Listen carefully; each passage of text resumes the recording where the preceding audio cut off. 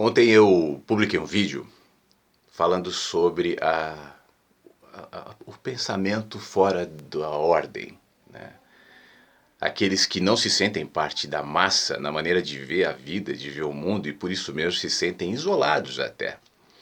E aí eu recebi um monte de mensagens muito interessantes, muito legais, e uma das mensagens que eu recebi foi de um homem que estuda psicologia e que está se sentindo absolutamente em dúvidas em relação a manter esse curso, porque ele me dizia mais ou menos o seguinte: eu sinto que eu estou me formatando.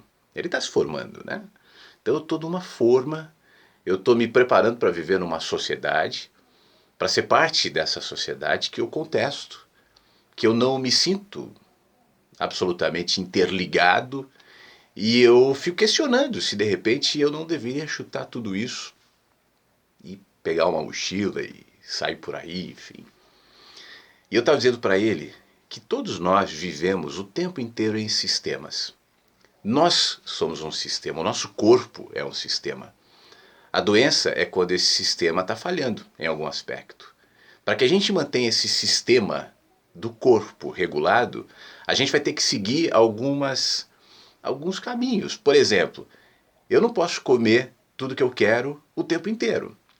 Se você viver só de Coca-Cola e cerveja no café da manhã e em todas as suas refeições, o seu corpo vai reclamar se você só comer fritura o tempo inteiro e não comer o legume, a salada ou algo que tenha vitamina. Se você ficar só no pastel, vai chegar um momento que você vai sentir isso. Pode demorar, mas vai. Se você não praticar exercício físico nenhum, viver sedentário a vida inteira, a sua vida vai ser mais curta. O sistema do corpo vai falhar antes, porque o sistema do nosso corpo funciona assim e a gente vai se adequando a ele. Mas aquilo que eu chamo de eu não gosta disso. Eu preferia só comer porcaria a vida inteira e comer doces o tempo inteiro. Eu preferia, muitas vezes, não fazer exercício físico. Agora eu voltei de uma caminhada. Eu não estava afim. Eu dei uma volta, eu falei, vou dar uma. Não, mas eu vou dar duas. Não, mas eu vou dar três. E fui. Mas eu ficaria na minha. Aliás, eu não trabalharia. Né? Quantas vezes eu saio de casa sem vontade, eu ficaria em casa o tempo inteiro. Mas o sistema, agora não só o do corpo, mas o sistema que é sistema social, que nós mesmo criamos e temos uma série de críticas a fazer, ele funciona dessa maneira, bem ou mal. O jeito de alterar o sistema que nós vivemos, o sistema social, como eu dizia ontem, é alterando indivíduos. E cada indivíduo vai projetando no sistema onde vive um pouco daquilo que é. Por isso o grande risco não é viver num sistema. O grande risco é que o sistema se instale em nós como uma verdade absoluta.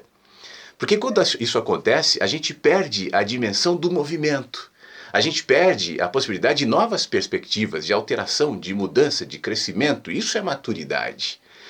Quantos de nós vivíamos de um jeito, ou em uma profissão, ou em um caminho, ou em um casamento, ou em um contexto, em uma família, num determinado momento, isso foi se modificando com o tempo até que outros sistemas vieram.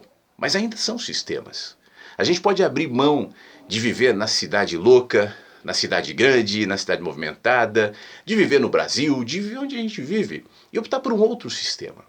A comunidadezinha ideal, autossustentável, de pessoas que se amam, se abraçam e contemplam o pôr, como dizia o Rubem Alves, o pôr da lua.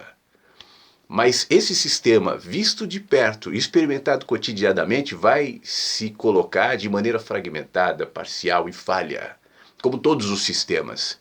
Porque nenhum de nós é absoluto e tudo que a gente toca representa a nossa fragmentação. Sejam os sistemas, sejam as experiências cotidianas, seja lá o que for.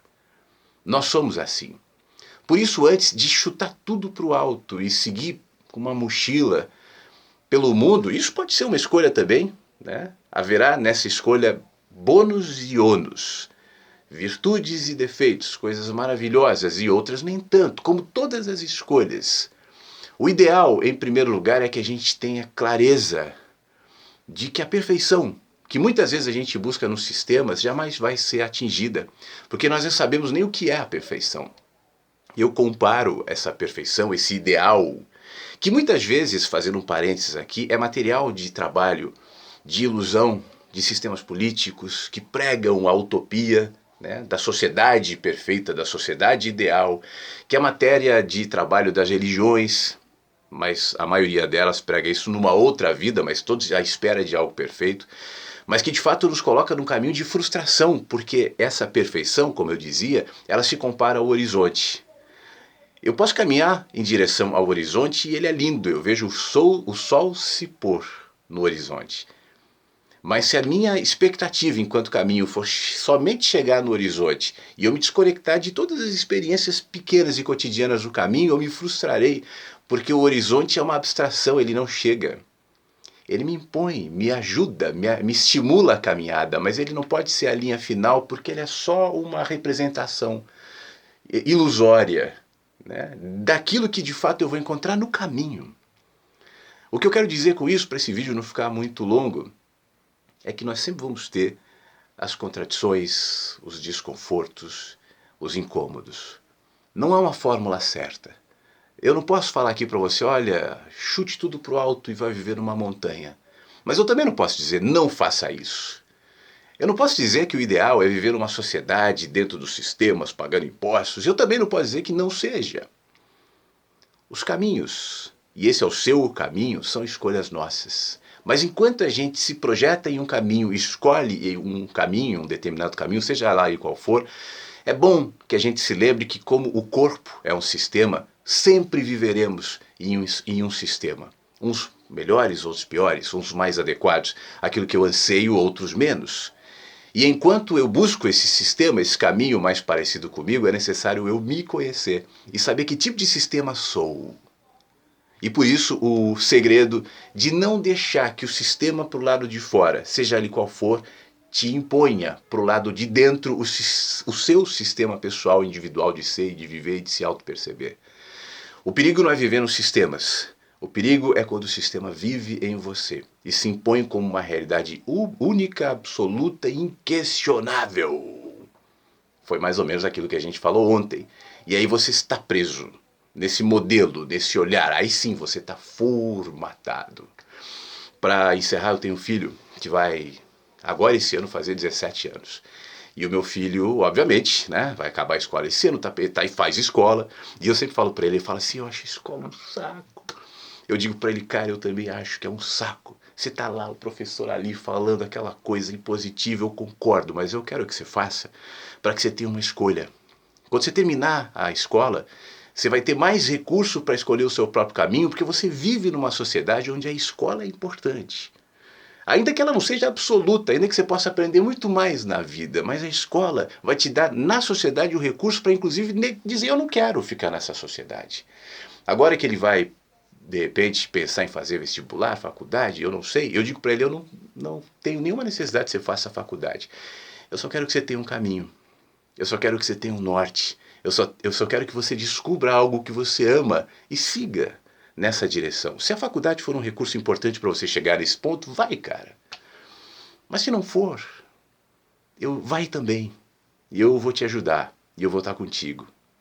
Que ele e que você e que todos nós possamos descobrir quais os nossos caminhos, quais os nossos sistemas e que a gente siga por eles, sabendo que enquanto a gente caminha, é em cada passo e é em cada experiência de vida que a gente vai expandindo esse sistema que somos. Enquanto isso, os sistemas do lado continuarão se modificando como sempre se modificam e enquanto isso, o horizonte que nos mantém caminhando estará sempre lá, como utopia, como representação simbólica, como estímulo para a caminhada. Não mais na expectativa de que um dia chegaremos naquele horizonte, mas na alegria de fazer o meu caminho em cada mínima escolha cotidiana, para que então elas me modifiquem. E ao me modificar, os múltiplos e infinitos caminhos para o lado de fora simplesmente se equilibrem com os caminhos que para o lado de dentro estão se colocando dentro de mim. Espero ter ajudado, em parte. Reflita sobre isso, tá bom? Fique bem.